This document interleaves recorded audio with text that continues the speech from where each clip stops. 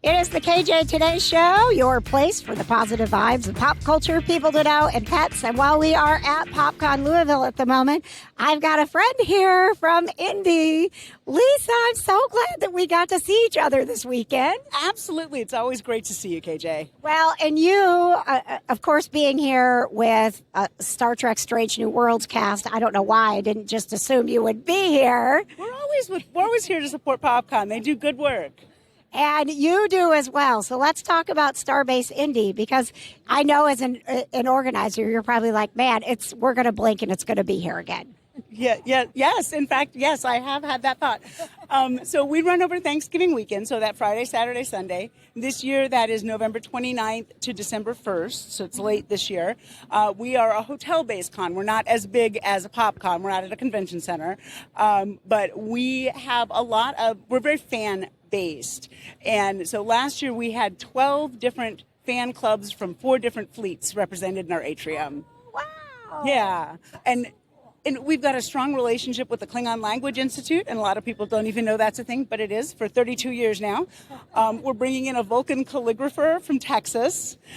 So we've got some local filmmakers and artists, and we've got our theme this year is exploring new worlds. So we'll be doing that through art, through language, through science. We've got several folks who've worked with NASA coming to speak. So it's a interesting mix. We get more sort of academics and scientists than most pop culture conventions, but I think that's what makes it fun. So, yeah, absolutely. So, for someone who has never been before, I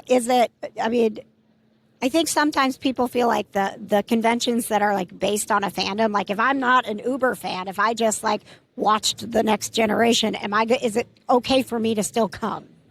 Absolutely. Yeah. First of all, everyone involved is, I call it polyfanual, because almost no one is a fan of just one universe, right? And the reason we celebrate Star Trek specifically is because it's one of the few hopeful futures in pop culture, right? And we think that is worth amplifying. But also, we've got great shopping. Our vendor room is mostly local craftspeople, so you will find stuff there you can't get anywhere else. You will also find, we've got music. We had a concert. Bonnie Gordon's coming. She's going to sing for us. We'll have DJs each night. We'll have karaoke and dancing and just a lot of fun, happy geeks being geeky. And if somebody wants to laugh at us, that is kind of their problem, because we're having a great time. Yeah. So what was your entry point for Star Trek? Let's talk about you personally as a fan.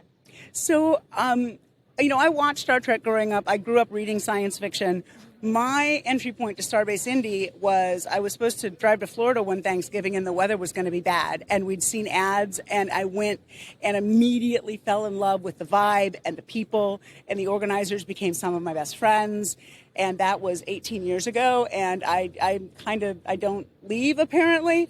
But I love the people, and especially Star Trek fans, because they're the ones who are loving that hopeful vision of, we've got a lot of dystopian fiction, and that's great. But, the Star Trek fans are the ones who aren't too cool to have hope. Yeah. So I love that. That's true. And let's talk about you today.